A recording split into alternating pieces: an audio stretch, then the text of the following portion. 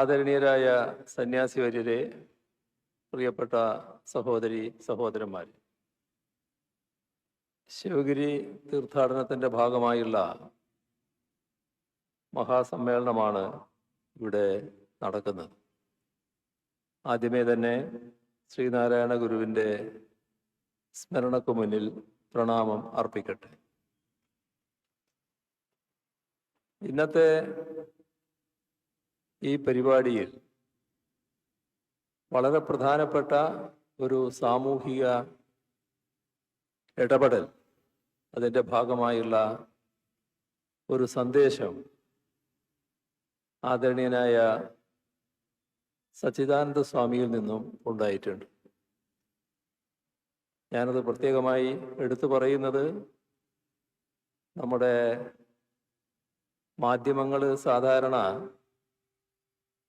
ഇത്തരം കാര്യങ്ങളെല്ലാം ശ്രദ്ധിക്കുക, മറ്റെന്തെങ്കിലും വിവാദത്തിന് അവസരമുണ്ടോ എന്ന് നോക്കി നടക്കുകയാണ് ചെയ്യുക. അവരെ ഓർമ്മിപ്പിക്കാനാണ്. അദ്ദേഹം പറഞ്ഞ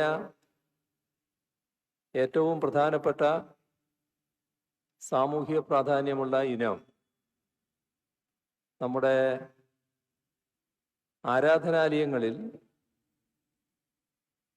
ഉടുപ്പൂരിയെ കടക്കാൻ പാടുള്ളൂ എന്ന ഒരു നിബന്ധന പൊതുവെ കാണാൻ കഴിയും. അതിനാണ് കാലാനുസൃതമായ മാറ്റം. അത് ശ്രീനാരായണ ഗുരുവിൻ്റെ സൽപാരമ്പര്യം ഉയർത്തിപ്പിടിച്ചുകൊണ്ട് തന്നെ ഇവിടെ സമൂഹത്തിന് മുന്നിൽ നിർദ്ദേശമായി ബഹുമാനായ സച്ചിദാനന്ദ സ്വാമി വെച്ചിട്ടുള്ളത്. ഇത് വളരെ പ്രധാനപ്പെട്ട ഒരു സാമൂഹിക ഇടപെടലായി മാറാൻ സാധ്യതയുണ്ട്. ഈ വഴിക്ക് നമ്മുടെ പല ആരാധനാലയങ്ങളും നാളെ വരുമെന്ന കാര്യം ഉറപ്പാണ്. ആരെയും നിർബന്ധിക്കേണ്ടതില്ല. പക്ഷേ നമ്മുടെ നാട്ടിൽ നിലനിന്ന പല ആചാരങ്ങളും കാലാനുസൃതമായി മാറിയിട്ടുണ്ട് എന്നത് വസ്തുതയാണ്. അതിന് ഫലപ്രദമായി നേതൃത്വം കൊടുക്കുന്ന നിലയാണ് ശിവഗിരി മഠത്തിൻ്റെ ഭാഗത്തുണ്ടായിട്ടുള്ളത്. ശ്രീനാരായണ ബന്ധമുള്ള ആരാധനാലയങ്ങളെല്ലാം ഈ നിലയാണ് സ്വീകരിച്ചു പോവുക എന്ന് അദ്ദേഹം പറഞ്ഞത്. അത് ശ്രീനാരായണ ബന്ധമുള്ള ആരാധനാലയങ്ങൾ മാത്രമായിരിക്കില്ല, മറ്റ് ആരാധനാലയങ്ങൾ കൂടി ആ മാതൃക പിന്തുടരാനിടയാക്കും എന്നാണ് പ്രതീക്ഷിക്കുന്നത്. ഈ സമ്മേളനം നടക്കുന്ന ഘട്ടം വൈക്കം സത്യാഗ്രഹം, ആലുവ സർവമത സമ്മേളനം, ഇവയുടെയൊക്കെ അനുഭവമെടുത്താൽ കേരളത്തിൻ്റെ നവോത്ഥാന ചരിത്രത്തെ സമ്പുഷ്ടമാക്കിയ സുപ്രധാന സംഭവങ്ങളാണ്. ആ സംഭവങ്ങളുടെ ശതാബ്ദി ഘട്ടമാണ് ഇത് എന്ന് നമുക്ക് ഏവർക്കും അറിയാം. ആ ചരിത്ര സംഭവങ്ങൾ മുന്നോട്ട് വെച്ച ആശയങ്ങളും അവയുടെ പശ്ചാത്തലത്തിൽ ഒരു നൂറ്റാണ്ട് മുൻപ് മഹാനായ ഗുരു ഉദ്ബോധിപ്പിച്ച കാര്യങ്ങളും എല്ലാം ഏറെ പ്രസക്തമായി തുടരുന്ന അത്തരമൊരു കാലത്താണ് ഈ സമ്മേളനം നടക്കുന്നത് എന്ന് നാം ഓർക്കണം. ലോകത്തിൻ്റെ പല ഭാഗങ്ങളിലും മതത്തിൻ്റെ പേരിലുള്ള ചിന്തകൾ തീവ്രവാദത്തിലേക്കും ഭീകരവാദത്തിലേക്കും നീങ്ങുന്നതിൻ്റെ റിപ്പോർട്ടുകളാണ് നിത്യേന പുറത്തു വരുന്നത്. വംശീയ വേർതിരിവുകളാലും അതിൻ്റെ അടിസ്ഥാനത്തിലുള്ള സംഘർഷങ്ങളാലും ലോകത്തിൻ്റെ പല ഭാഗങ്ങളിലും ചോരപ്പുഴകൾ ഒഴുകുന്നുണ്ട്. പിഞ്ചു കുഞ്ഞുങ്ങൾ, സ്ത്രീകൾ, പാവപ്പെട്ട സാധാരണക്കാരായ ഒരുപാട് ആളുകൾ ഇതിൻ്റെ ഭാഗമായി ജീവൻ വെടിയേണ്ട അവസ്ഥ പോലും വന്നു ചേരുന്നുണ്ട്. മനുഷ്യർക്ക് വംശീയമായ വിദ്വേഷത്തിൻ്റെ തീജ്വാലകളിൽ നിന്ന് രക്ഷപ്പെടുന്നതിന് ആ പ്രദേശത്തു നിന്ന് തന്നെ കൂട്ടപ്പലായനം ചെയ്യുകയാണ്, ഓടിപ്പോവുകയാണ് ജീവൻ രക്ഷിക്കാനുള്ള വ്യഗ്രതയിൽ. ഇവിടെ എല്ലായിടത്തും ചോർന്നു പോകുന്നത് മനുഷ്യത്വമാണ്. അത് പാലസ്തീനിലായാലും അഫ്ഗാനിസ്ഥാനിലായാലും മണിപ്പൂരിലായാലും മറ്റെവിടെയായാലും ഓരോ വംശീയ സംഘർഷവും മുറിവേൽപ്പിക്കുന്നത് മനുഷ്യത്വത്തിനാണ്. ചോർന്നു പോകുന്ന മനുഷ്യത്വം മനുഷ്യരിൽ ഉൾച്ചേർക്കുവാൻ എന്താണ് വഴി? അത്തരമൊരു ആലോചനയിലേക്ക് നാം കടന്നാൽ ഗുരു സന്ദേശങ്ങൾക്കുള്ള പ്രസക്തി കൂടുതൽ വ്യക്തമായി വരും. ജാതിയുടെയും മതത്തിൻ്റെയും വംശത്തിൻ്റെയും പേരിൽ അക്രമം നടത്തുന്നവരിലേക്ക് പല മതസാരവും ഏകം എന്ന സന്ദേശം എത്തിക്കാൻ കഴിഞ്ഞാൽ അത് വലിയ തോതിൽ മാറ്റങ്ങൾ സൃഷ്ടിക്കും. കൊല്ലുന്നതും എങ്ങനെ ജീവികളെ എന്ന ഗുരുവിൻ്റെ കാവ്യശകലം എത്തിക്കാൻ ഇതോടൊപ്പം കഴിയേണ്ടതുണ്ട്. മതമേതായാലും മനുഷ്യൻ നന്നായാൽ മതി എന്ന ഗുരുവചനത്തിൻ്റെ വെളിച്ചവും എത്തിക്കാൻ കഴിയേണ്ടതുണ്ട്. മനുഷ്യാണാം മനുഷ്യത്വം ജാതി എന്ന മനുഷ്യൻ്റെ ജാതി മനുഷ്യത്വമാണ് ഗുരുവിൻ്റെ സന്ദേശം എത്തിക്കാൻ കഴിയണം. അതായിരിക്കും നിഷ്ഠുരതയെ മനുഷ്യത്വം കൊണ്ട് പകരം വെക്കാനും അങ്ങനെ വർഗീയ വംശീയ വിദ്വേഷങ്ങളെയും അവയുടെ അടിസ്ഥാനത്തിലുള്ള നരമേധങ്ങളെയും ഒഴിവാക്കാനുള്ള വഴി. അതുകൊണ്ടാണ് ഗുരു സന്ദേശങ്ങൾക്ക് സാർവദേശീയവും സാർവകാലികവുമായ പ്രസക്തിയുണ്ട് എന്ന് പറയുന്നത്. ഗുരു ജീവിച്ച് മനുഷ്യത്വം പടർത്തിയ മണ്ണാണിത്. അതുകൊണ്ടാണ് കേരളത്തിൽ വംശീയ വിദ്വേഷം അത്ര ഭീകരമായ തോതിൽ ആളിപ്പടരാതിരിക്കുന്നത്. അതുകൊണ്ട് ആമുഖമായി തന്നെ പറയാനുള്ളത് ഗുരു സന്ദേശങ്ങൾ ലോകമെമ്പാടും പടർത്താനുള്ള ശ്രമം നടത്തണമെന്നതാണ്.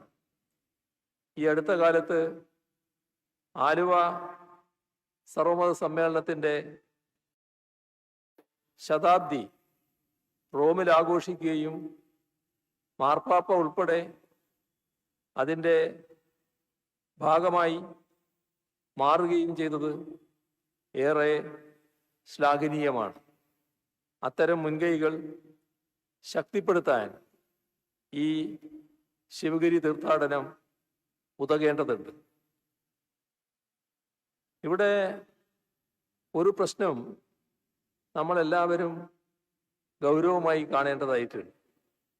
അത് സനാതനധർമ്മത്തിൻ്റെ വക്താവും പ്രയോക്താവുമായി ശ്രീനാരായണ ഗുരുവിനെ സ്ഥാപിക്കാനുള്ള സംഘടിതമായ ശ്രമം നടക്കുന്നുണ്ട്. ഈ ശിവഗിരി തീർത്ഥാടന സമ്മേളനത്തിൽ തന്നെ ഒരു പ്രസംഗകന്റെ ഭാഗത്ത് നിന്ന് ഇങ്ങനെയൊരു വാദം ഉയർന്നു കേട്ടു. ഗുരു ശിവഗിരി തീർത്ഥാടനത്തെക്കുറിച്ച് സങ്കല്പിച്ചത് തന്നെ സംവാദങ്ങളുടെ വേദിയായിട്ട് കൂടിയാണ്. അതുകൊണ്ട് തന്നെ ആ മിഥ്യാധാരണ തിരുത്തേണ്ടത് ഇവിടെ വെച്ച് തന്നെയാണ് എന്ന് കരുതുകയാണ്. ശ്രീനാരായണ ഗുരു സനാതനധർമ്മത്തിൻ്റെ വക്താവോ പ്രയോക്താവോ ആയിരുന്നില്ല. മറിച്ച് ആ ധർമ്മത്തെ ഉടച്ചുവാർത്ത് പുതിയ കാലത്തിനായുള്ള ഒരു നവയുഗ ധർമ്മത്തെ വിളംബരം ചെയ്ത സന്യാസി വര്യനായിരുന്നു. സനാതനധർമ്മം എന്നതുകൊണ്ട് വിവക്ഷിക്കുന്നത് എന്താണ്? അത് വർണ്ണാശ്രമധർമ്മമല്ലാതെ മറ്റൊന്നുമല്ല. ആ വർണ്ണാശ്രമധർമ്മത്തെ വെല്ലുവിളിച്ചുകൊണ്ടും മറികടന്നുകൊണ്ടും കാലത്തിനൊത്തു നിൽക്കുന്നതാണ് ഗുരുവിൻ്റെ നവയുഗ മാനവിക ധർമ്മം. മതങ്ങൾ നിർവചിച്ചു വെച്ചതേയല്ല ഗുരുവിൻ്റെ ഈ നവയുഗ ധർമ്മം. മതമേതായാലും മനുഷ്യൻ നന്നായാൽ മതി എന്ന് അതുവരെ ഏതെങ്കിലും മതം പറഞ്ഞിരുന്നോ? ഇല്ല. സർവമതങ്ങളുടെയും സാരം ഏകമാണ് എന്ന് അതുവരെ ഏതെങ്കിലും മതം പറഞ്ഞിരുന്നോ? ഇല്ല. അപ്പോൾ വ്യക്തമാവുന്നത് എന്താണ്?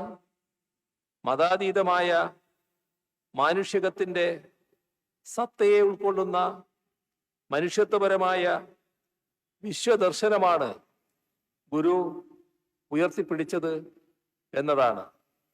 അതിനെ സനാതന തത്വത്തിൻ്റെ ചട്ടക്കൂടിനുള്ളിലാക്കാൻ നിന്നാൽ അത് ഗുരുവിനോട് ചെയ്യുന്ന വലിയ നിന്ദയാവും. സനാതനധർമ്മത്തിൻ്റെ പര്യായമോ അവിഭാജ്യ ഘടകമോ ആണ് വർണ്ണാശ്രമധർമ്മം. ചാതുർവർണ്ണ്യപ്രകാരമുള്ള വർണ്ണാശ്രമധർമ്മം അത് ഉയർത്തിപ്പിടിച്ചത് എന്താണ്? കുലത്തൊഴിലിനെയാണ്. ശ്രീനാരായണ ഗുരു ചെയ്തതോ കുലത്തൊഴിലിനെ ധിക്കരിക്കാൻ ആഹ്വാനം ചെയ്തതാണ്. അപ്പോൾ എങ്ങനെയാണ് ഗുരു സനാതനധർമ്മത്തിൻ്റെ വക്താവാകുക? ചാതുർവർണ്ണ്യ വ്യവസ്ഥ ഉടനീളം ചോദ്യം ചെയ്യുന്നതും ധിക്കരിക്കുന്നതുമായിരുന്നു ഗുരുവിൻ്റെ സന്യാസ ജീവിതം. ഒരു ജാതി, ഒരു മതം, ഒരു ദൈവം മനുഷ്യന് എന്നുദ്ഘോഷിച്ച ഗുരു എങ്ങനെ ഒരു മതത്തിൻ്റെ പരിമിതിക്കുള്ളിൽ രൂപപ്പെട്ടു വന്ന സനാതനധർമ്മത്തിൻ്റെ വക്താവാകും? വർണ്ണവ്യവസ്ഥക്കെതിരായ ധർമ്മമാണ് ഗുരു ഉയർത്തിപ്പിടിച്ചത്. സനാതനധർമ്മത്തെ അനുസരിക്കുന്നതും സംശയത്തോടെ കാണുന്നതും വെല്ലുവിളിച്ച് ധിക്കരിക്കുന്നതുമായ 3 ധാരകൾ ഇന്ത്യയിൽ ഉണ്ടായിട്ടുണ്ട്. ഇതിലെ 3ാമത്തെ ധാരയുടെ പ്രതിനിധിയാണ് ഗുരു. ഗോത്രവ്യവസ്ഥ പിൻവാങ്ങി വർണ്ണവ്യവസ്ഥ വരുന്ന കാലമാറ്റത്തിൻ്റെ ഘട്ടത്തിലുണ്ടായ സാംസ്കാരിക ഉൽപ്പന്നമാണ് മഹാഭാരതം. അതുപോലും എന്താണ് ധർമ്മം എന്ന ചോദ്യത്തിന് കൃത്യമായ ഉത്തരം പറയാതെ സംശയത്തിൻ്റെ ചോദ്യചിഹ്നമുയർത്തി പിൻവാങ്ങുന്നതേയുള്ളൂ. ധർമ്മയുദ്ധം നടത്തി എന്ന് പറയുന്ന ധർമ്മപുത്രർ ഉടലോടെ സ്വർഗത്തിൽ ചെന്നു. അപ്പോൾ അതുവരെ അധർമ്മത്തിൻ്റെ യുദ്ധം നടത്തിയെന്ന് ആരോപിക്കപ്പെട്ട ദുര്യോധനെ അവിടെ കാണുന്നു.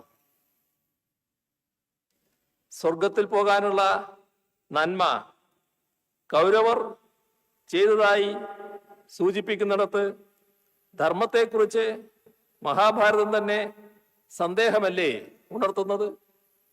ആ സന്ദേഹം പിന്നെ ചോദ്യം ചെയ്യലായി വളർന്നു. ആ ചോദ്യം ചെയ്യൽ ഏറ്റവും ശക്തമായി നടത്തിയത് നമ്മുടെ ഗുരുവാണ് എന്നതാണ് സത്യം. സനാതനധർമ്മത്തിന്റെ രാഷ്ട്രം എന്ന് പ്രഖ്യാപിച്ചുകൊണ്ടാണ് മാർത്താണ്ഡവർമ്മ പല പരിഷ്കാരങ്ങളും തിരുവിതാംകൂറിൽ വരുത്തിയത്. ഇന്നും ഇടക്കിടക്ക് ഇന്ത്യൻ രാഷ്ട്രീയത്തിൽ മുഴങ്ങിക്കേൾക്കുന്ന വാക്കാണ് സനാതന ഹിന്ദുത്വം. രാജാധിപത്യത്തിനും വർഗീയാധിപത്യത്തിനും ഒരുപോലെ പ്രിയപ്പെട്ടതാകുന്നു ഈ വാക്ക് എന്നത് ശ്രദ്ധിക്കണം. സനാതന ഹിന്ദുത്വം എന്ന വാക്കിലൂടെ സ്ഥാപിച്ചെടുക്കാൻ ശ്രമിക്കുന്നത് ബ്രാഹ്മണാധിപത്യത്തിന്റെ പഴയ രാജവാഴ്ചക്കാലമാണ്. ഇതിൽ പരം എന്ത് തെളിവാണ് വേണ്ടത്?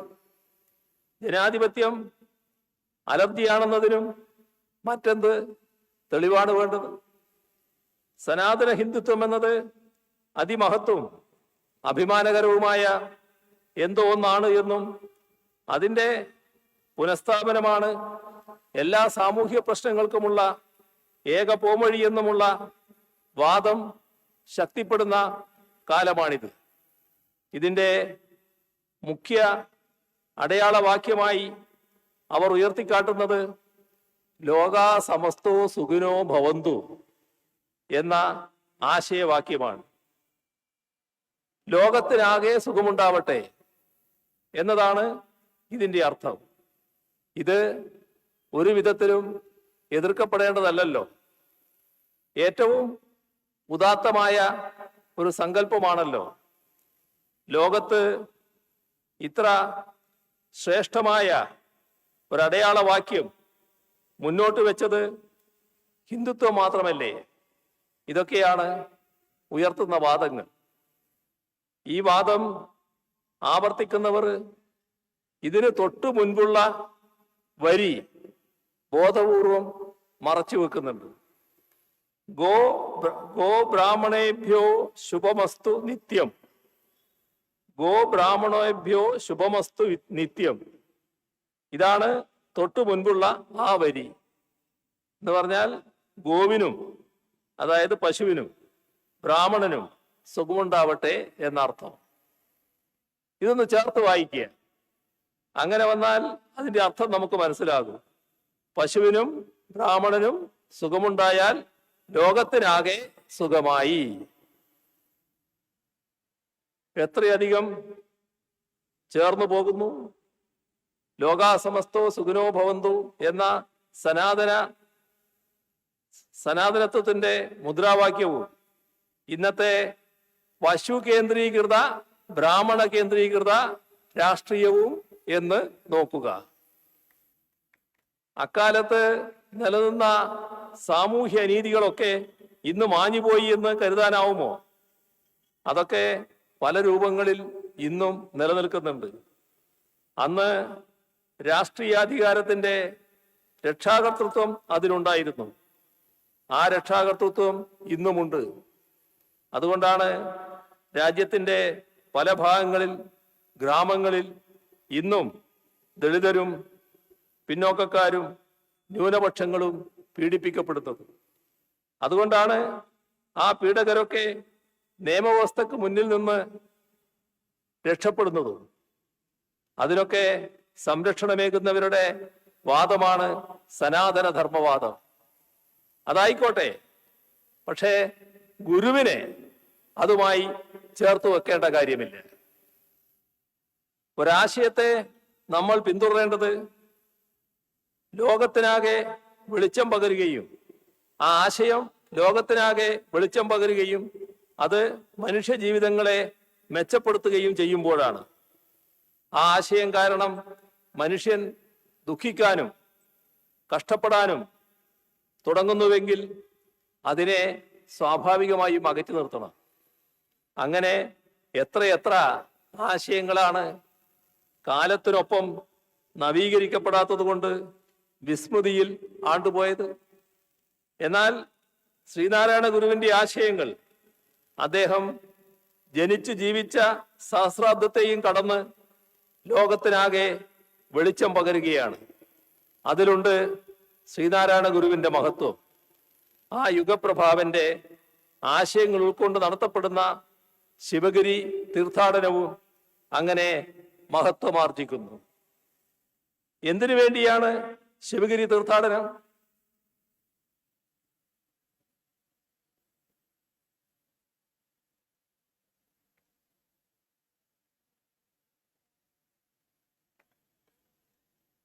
ഇക്കാര്യത്തിൽ ഗുരുവിന് വ്യക്തമായ ധാരണയുണ്ടായിരുന്നു. ശ്രീബുദ്ധന്റെ അഷ്ടാംഗമാർഗം പോലെ 8 കാര്യങ്ങൾ ഗുരുവും നിർദ്ദേശിക്കുകയുണ്ടായി.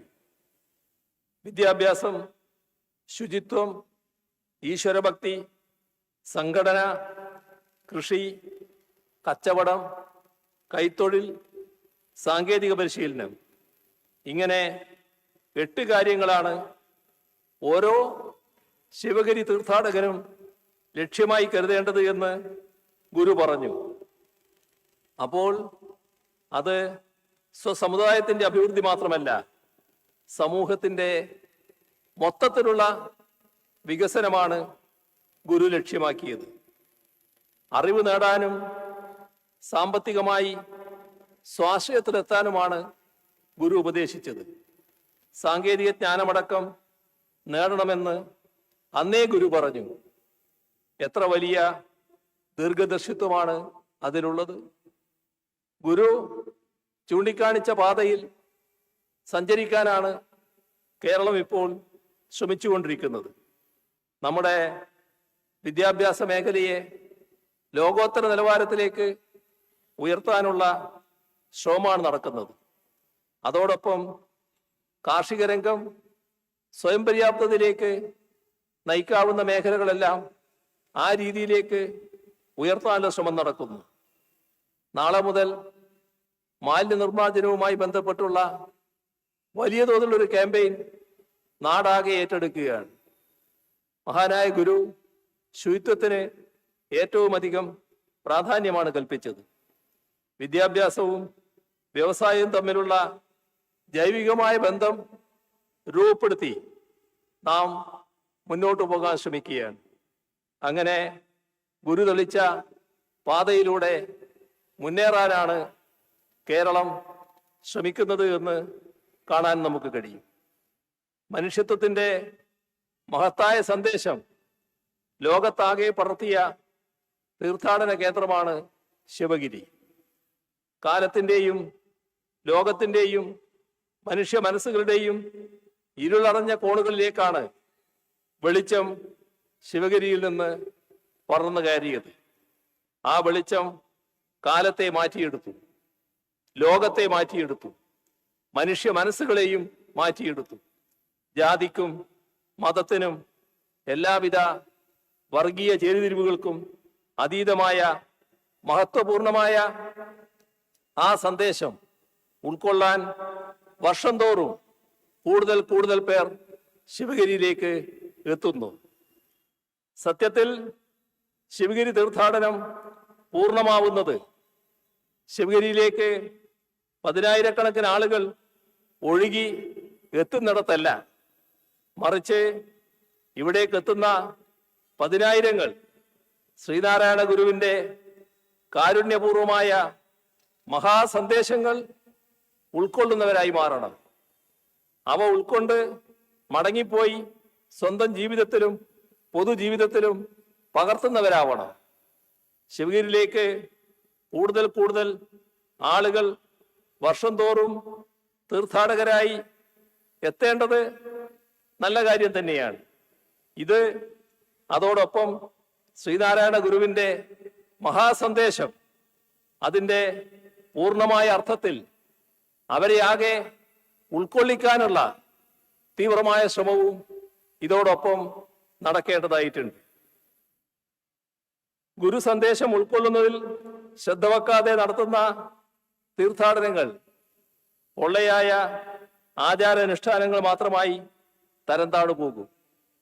അന്ധമായ ആചാരാനുഷ്ഠാനങ്ങൾക്കെതിരെയായിരുന്നു ഗുരു എന്നും പ്രവർത്തിച്ചു പോന്നിരുന്നത്.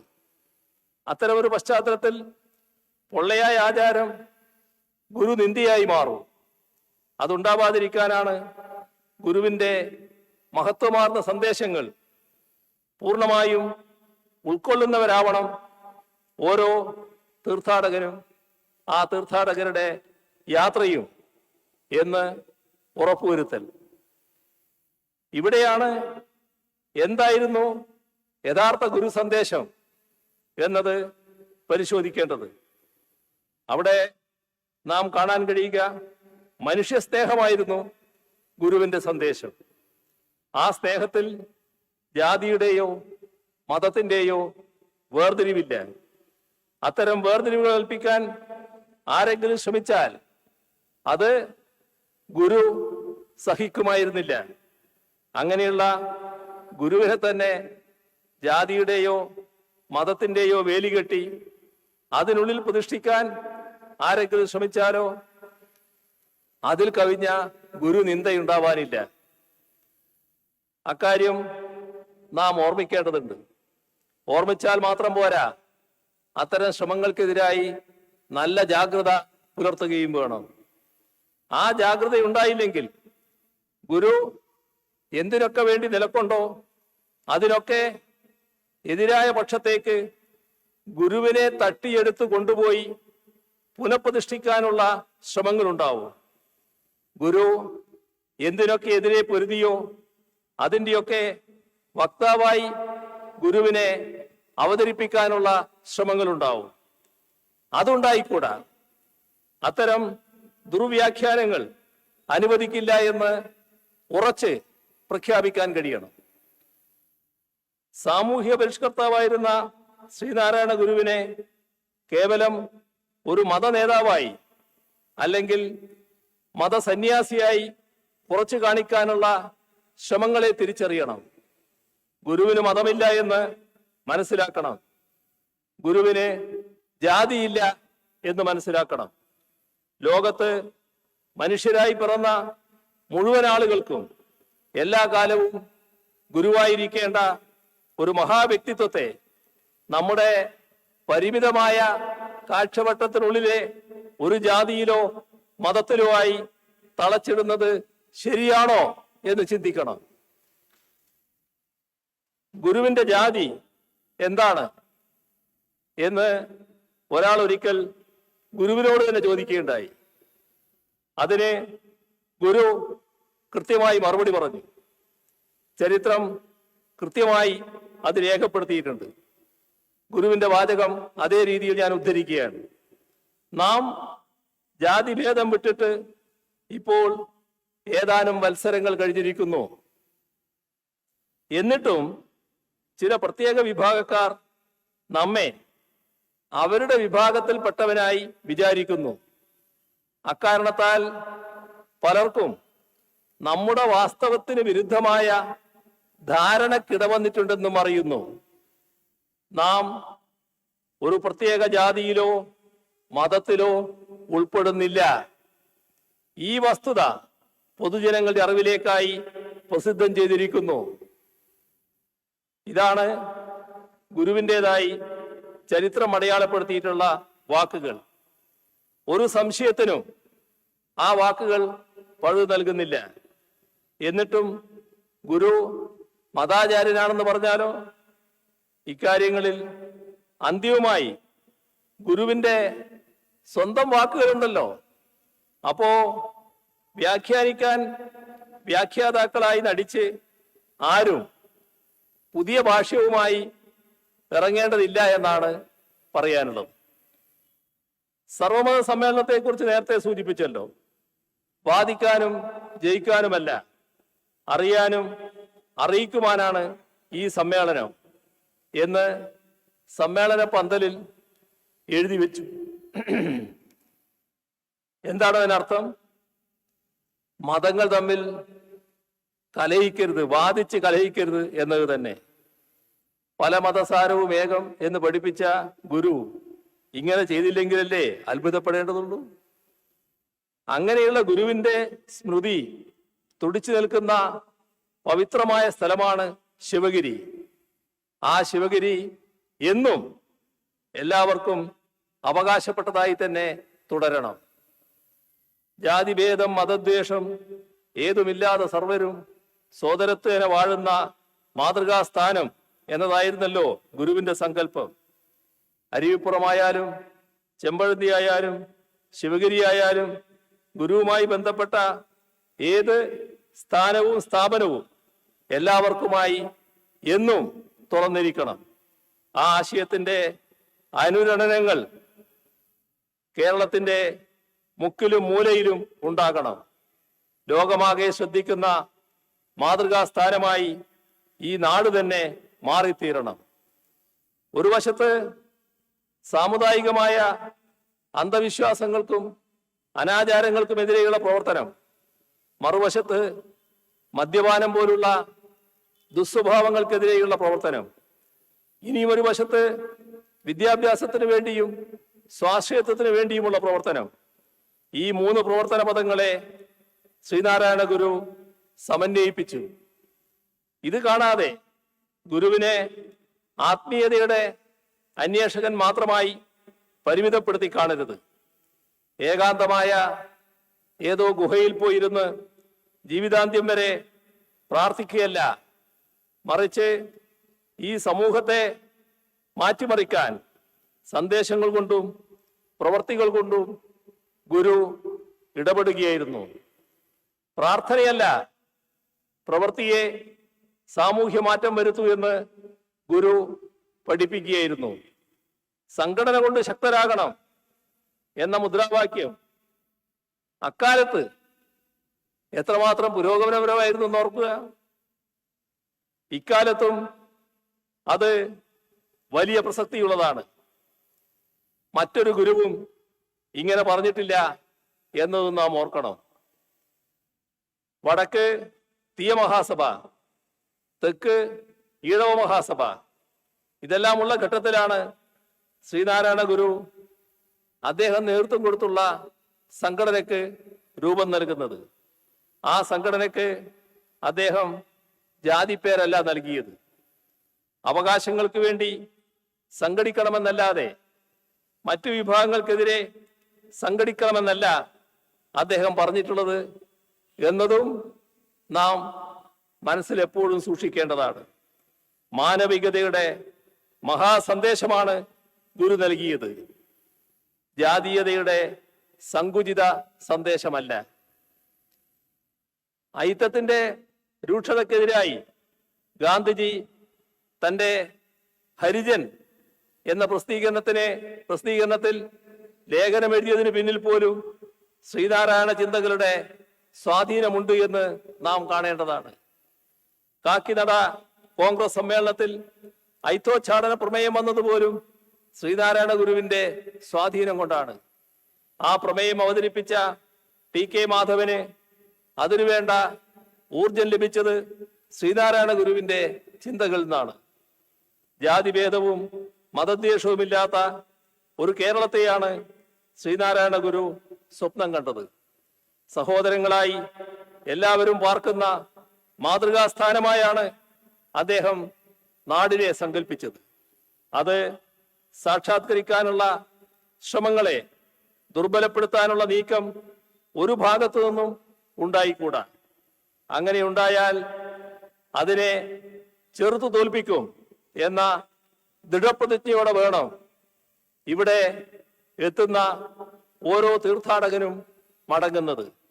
എന്നാൽ മാത്രമേ ശിവഗിരി തീർത്ഥാടനം അർത്ഥപൂർണമാവുകയുള്ളൂ എന്നുകൂടി ഓർമ്മിപ്പിച്ചുകൊണ്ട് നിറഞ്ഞ സന്തോഷത്തോടെ ഈ മഹാസമ്മേളനത്തിന്റെ ഔപചാരികമായ ഉദ്ഘാടനം നിർവഹിച്ചതായി അറിയിച്ചുകൊണ്ട് അവസാനിപ്പിക്കുന്നു. നിങ്ങൾക്ക് എൻ്റെ സ്നേഹാഭിവാദനങ്ങൾ. Thank you sir. അടുത്തത്